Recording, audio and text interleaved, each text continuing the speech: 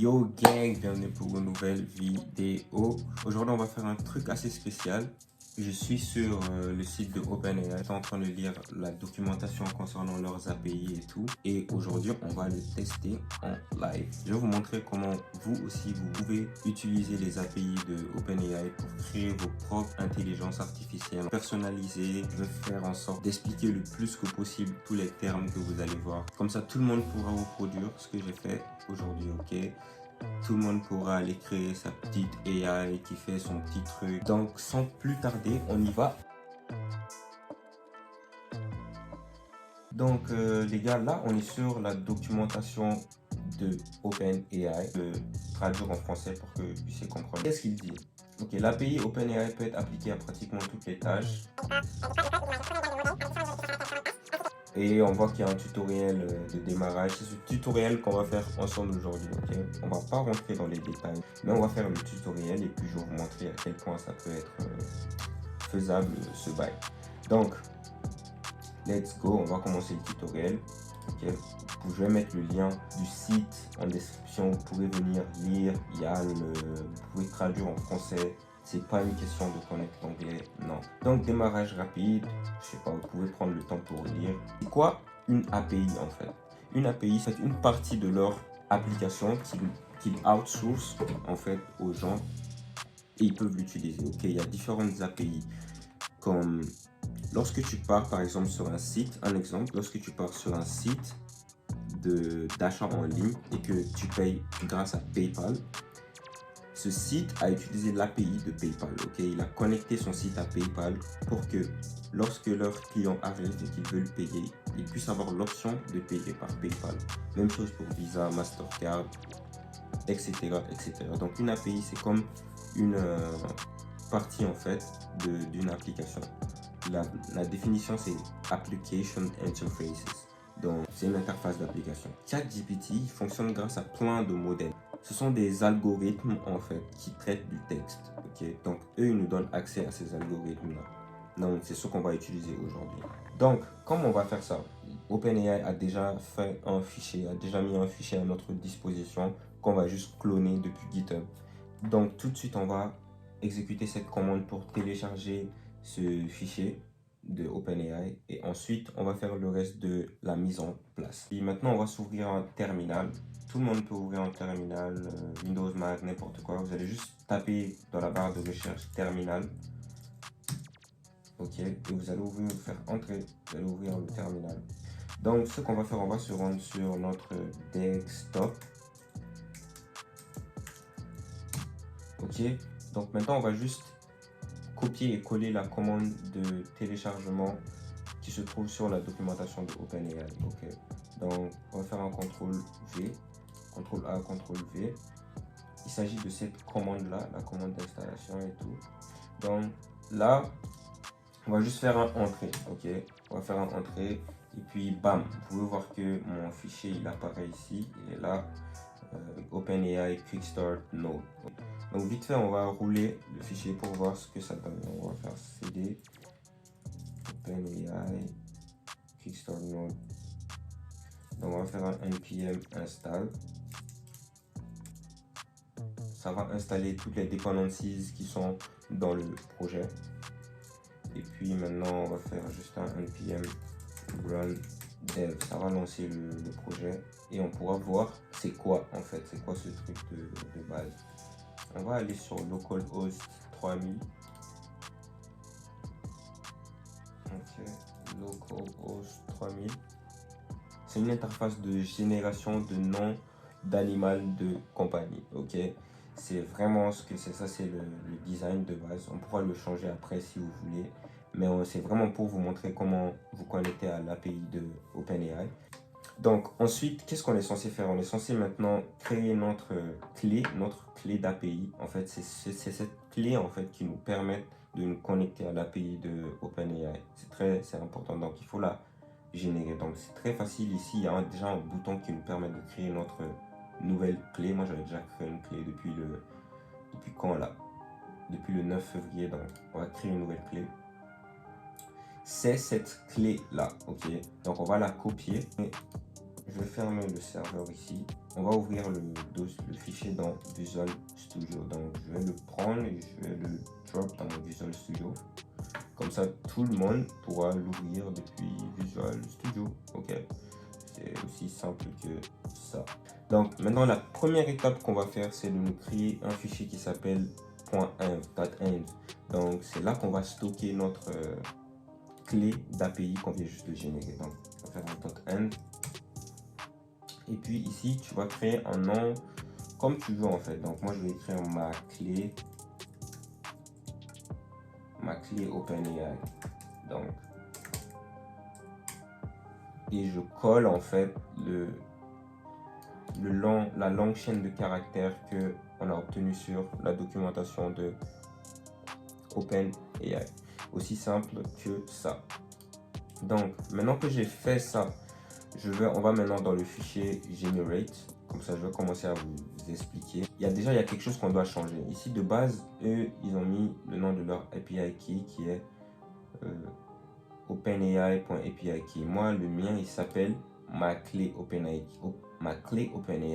Donc, on doit changer ça. Au lieu de OpenAI API key, c'est ma clé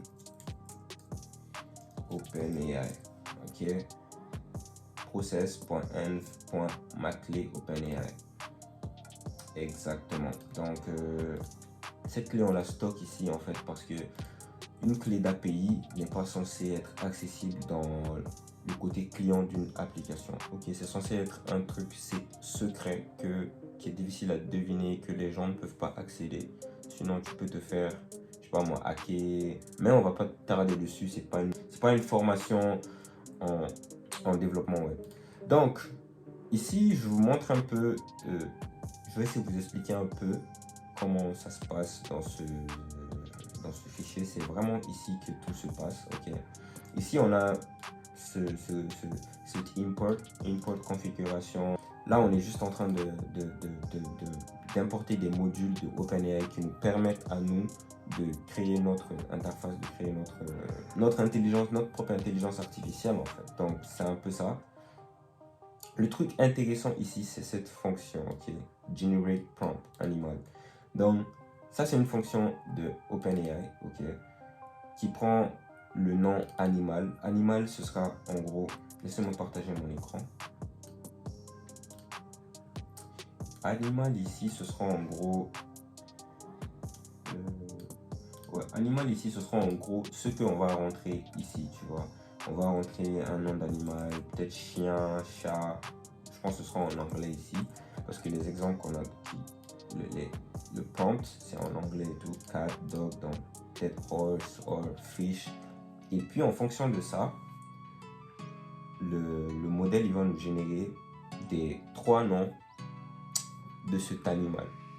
Ok, donc comment ça se passe? Ici, là, c'est la manière dont on pourra nous-mêmes dicter à notre API, en fait, à notre modèle, comment on veut qu'il réponde. Ok, là, c'est suggest 3 names for an animal that is a superhero. Ok, suggérer 3 noms d'animal qui est un super-héros. Ok, donc il y a des exemples. On a fait genre animal, cat. Il a dit la réponse, ça doit être ça. Ça, c'est nous-mêmes qui pouvons changer tout. Après, dog, ça. Donc, ce qui va se passer quand on revient ici et tout, on va juste écrire. On va écrire quoi? On va écrire. Je dois lancer le projet. Donc, on va faire un npm render. On va lancer le projet. Donc là, on va aller sur localhost 3000, ce lien-là, le lien qui est en bas. Donc moi, j'allais dire pig. Je sais que le cochon, c'est pas un animal de compagnie, mais il va nous donner des noms quand même. Super Snoot, Hammered, Amazing Baconator. Donc, c'est des noms, je sais pas si c'est relevant, mais c'est un peu comment ça fonctionne, ok? Qu'est-ce qu'on va faire de fun dans cette vidéo? On va essayer de la changer, ce gabarit de base, pour nous faire un truc cool. Ah, on va faire un truc simple. On va faire un convertisseur, un truc qui convertit le texte en fait de français en anglais Et puis on va voir s'il peut convertir en Bambara. Ok. Ça, c'est un truc cool. Ce qu'on va faire maintenant, c'est qu'on va essayer de modifier ce gabarit de base de OpenAI pour nous faire un truc assez cool. Ok. Et puis après, si vous voulez, et puis après cette vidéo, vous pourrez vous-même essayer en fait. Vous pouvez vous-même faire plein de trucs. Vous pouvez même changer le modèle. Ça, c'est sur Text DaVinci, mais il y a plein d'autres. Il y a Codex, il y a plein d'autres modèles de ChatGPT que tu peux accéder. Ouais, on prendra un truc comme ça. On va voir s'il est capable de faire ça. Donc, on va changer ici. Je vais dire, au lieu de suggest three names for an animal, on va dire translate this sentence in French.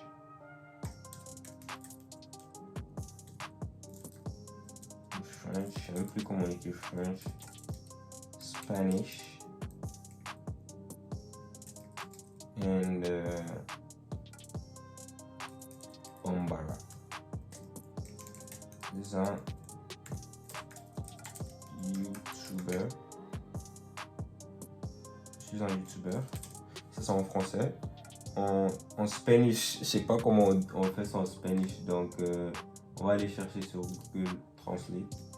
Parce que là, en fait, on est en train de lui donner des exemplaires, ok? Il faut lui donner des exemples, en fait. Tu peux lui donner plein d'exemples. Les exemples, c'est comme des données, ok? Et c'est pour ça qu'on dit que le data, les big data, les data, c'est important. Les données sont super importantes maintenant. Parce que c'est ça qui est utilisé pour entraîner ces intelligences artificielles. C'est les données.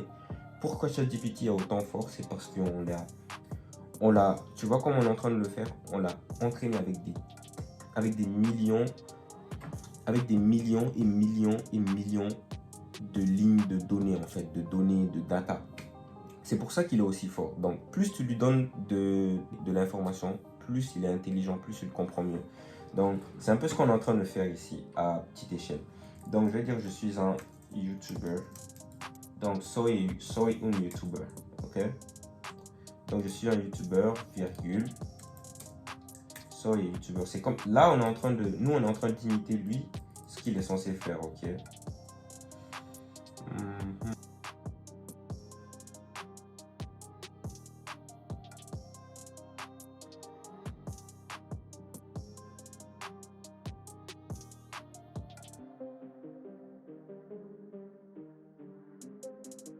Déjà, je vais changer ça. On va nommer ça, au lieu de donner name et pet, on va appeler ça donne une phrase. npm run dev. J'ai l'impression que je suis pas en train de rouler le bon fichier, donc voilà, là on est sur le bon fichier. Okay. Donc maintenant tout devrait être bon. Ça a appliqué les changements. Donc je vais dire I am rich. Normalement ça doit me... Ah, so ça l'a converti, ça a fait les trois phrases, mais ça a dit je suis riche, soy rico, ko meiwari. On sait tous que ça c'est pas du bon Bambara, ok? Ça c'est pas du bon Bambara. Maintenant, let's say I love my subscribers.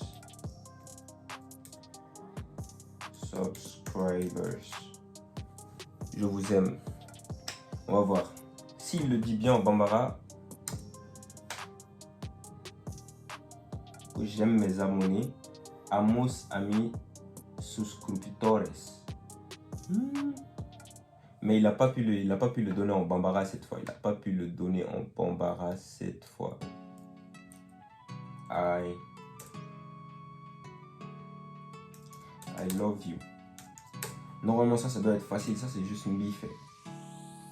Ah là là là là là. Les Bambara là, ça fonctionne pas. Welcome to my house.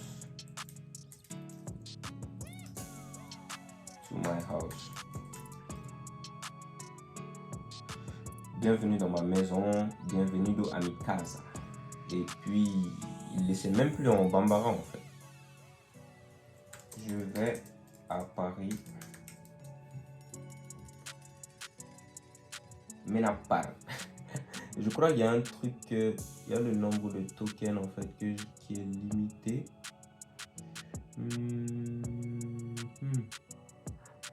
Je pense que je sais pourquoi ça n'écrit pas le reste. Tu vois, ça s'arrête à un certain nombre de mots. Donc, je vais essayer d'ajouter un truc qui s'appelle max token. Égale à, je sais pas c'est quoi le max, je vais demander à ChatGPT là. 2048. ChatGPT lui-même, il est en train de m'apprendre à comment l'utiliser lui. Et il y a aussi un truc dont je vais parler vite fait et tout. On va pas rentrer en détail. Un truc qui s'appelle la température, ok? De base, c'était à 0,6, un truc comme ça. Et ce truc, c'est un paramètre qui va de 0 à 1 et ça détermine en fait quelle flexibilité tu donnes au modèle en fait. Combien d'espace tu lui donnes en fait pour être créatif. Plus ça se rapproche de 1, plus il peut faire des trucs de fou. Plus c'est proche de 0, plus il essaie de te donner des résultats exacts, tu vois. C'est un peu comme si tu voulais le rendre plus créatif. Si tu veux qu'il te donne des informations qui sont clés, tu vas sûrement le ramener vers 0 parce que, tu vois, parce que tu veux des informations qui sont sûres et tout, pas des trucs de ouf. Mais si tu veux l'amener dans les trucs un peu plus créatifs, tu l'augmentes vers 1. C'est un des paramètres des modèles de ChatGPT. Dans cette vidéo, je ne vais pas aller en détail et tout. Si ça vous intéresse de savoir plus sur ça, mettez-le en commentaire. Donc là, on va faire un dernier essai et tout. Zidane is French. Parce qu'on est censé lui donner le prompt en... Il est censé... Là, il est programmé pour recevoir le prompt en anglais. Donc Zidane est français. Zidane est français. Zidane y est Nyaranana Franco. Eh ça, c'est pas vrai, hein. Ça, c'est pas vrai. Ça, c'est pas vrai. Africa is the future. Donc l'Afrique est l'avenir, Africa est Muno, Afriki da Darunina Janawa.